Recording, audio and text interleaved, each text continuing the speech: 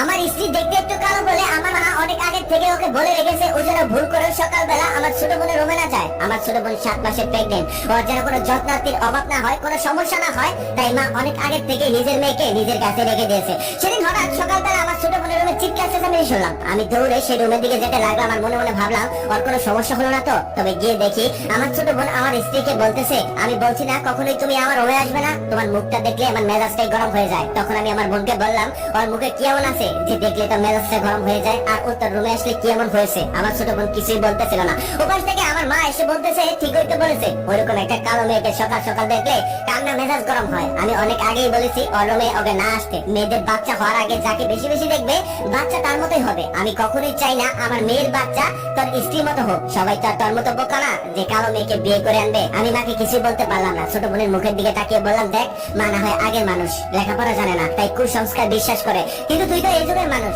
Inter পাসও করেছিস, তুই কি করে কুসংস্কার বিশ্বাস করিস? সে কিছুই বললো না। আমি সেখান থেকে চলে আসলাম। আমার রুমে আসার পর আমার স্ত্রী আমাকে বলতেছে আজকে কি রান্না করবো, কি খাবে, অনেকটা হাসি মুখে বলতেছে। ওর হাসি মুখটা দেখে আমি অবাক হয়ে গেলাম। যে মানুষটাকে একটু আগে আমার মা বোন মিলে এতটা অপমান করলো, তারপরে সে হাসতেছে, তার মনে যেন কোনো দুঃখই নেই। আমি মনে মনে ভাবলাম হয়তো ভিতর থেকে অনেক কষ্ট পেয়েছে, তাই কষ্টটা আড়াল করার জন্য হাসতেছে। তখন আমি তাকে বললাম অনেক কষ্ট পেয়েছো আমার মা বোনের কথায়, তাই না? তখন সে বলল না, কোনো ব্যাপার না, এইসব আমার আগে থেকে অভ্যস্ত। আমি বললাম মানে? তখন সে বলল তাহলে শোনো তোমাকে 3টা ঘটনা শোনাই। আমি তখন ক্লাস 7 এ পড়তাম। একদিন বৈশাখী মেলায় আমি একটু সেজেছিলাম আর শাড়িও পরেছিলাম। তারপর যখন বান্ধবীর বাসার উদ্দেশ্যে বের হবো, ঠিক তখনই পাশের আন্টি মুখ বাঁকা করে বলল, যতই মেকআপ করো না কেন কাক কাকি থাকে, কাক কখনোই বক হতে পারে না। সেদিন অবশ্যই আমি অনেক কষ্ট পেয়েছিলাম। তবে সেদিন একটা জিনিস শিখেছি, কালো মানুষের শাস্তি নেই। তারপর থেকে আমি আর কখনোই সাজিনি। তারপর কলেজ ওঠার পর বান্ধবীদের সাথে একদিন রেস্টুরেন্টে খেতে গেলাম। সেখানে যাওয়ার পর সকল বান্ধবীরা সেলফি তুলছিল। আমি সেলফি তুলতে যাই,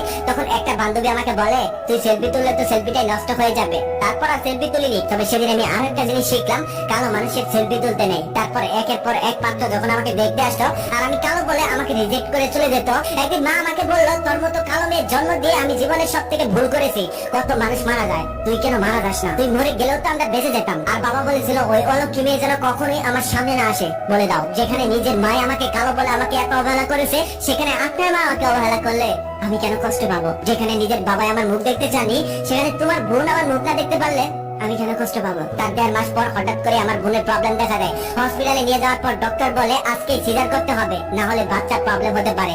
ডক্টর আগে বলে দেয় রক্তের ব্যবস্থা করে রাখুন, রক্ত কিন্তু লাগতে পারে। তারপর একটা ডোনারও রেখেছিলাম। তবে তাকে যখন কল দিলাম সে বলল আমি তো এখন ঢাকার বাইরে, এখন তো যাওয়া সম্ভব না, আপনারা একটু অন্য ব্যবস্থা করুন, রক্ত লাগবে ও নেগেটিভ। তারপর ও নেগেটিভ রক্ত হন্য হয়ে খুঁজতে লাগলাম, কোথাও পাওয়া যাচ্ছে না। এদিকে মা চিৎকার করে কান্না করছে। ঠিক সেই সময় আমার স্ত্রী আমাকে কল দিয়ে বললো আমার রক্ত ও নেগেটিভ, তোমরা দাঁড়াও আমি এখনই আসতেছি। ঠিক তখনই আমি মায়ের কাছে গেলাম, গিয়ে দেখলাম মা কান্না করতেছে। তারপর আমি মাকে বললাম মা কান্না করতে হবে না, রক্ত পেয়ে গেছি। তবে একটা সমস্যা আছে, সমস্যাটা হলো রক্ত দেওয়ার মানুষটা হলো কালো। সমস্যা হবে না তো? বাচ্চা আবার কালো হবে না তো? মা তখন রক্ত চক্ষু নিয়ে আমার দিকে তাকিয়ে বলল রক্তে আবার কালো সাদা কি? সবার রক্তই তো লাল, রক্ত তো একই।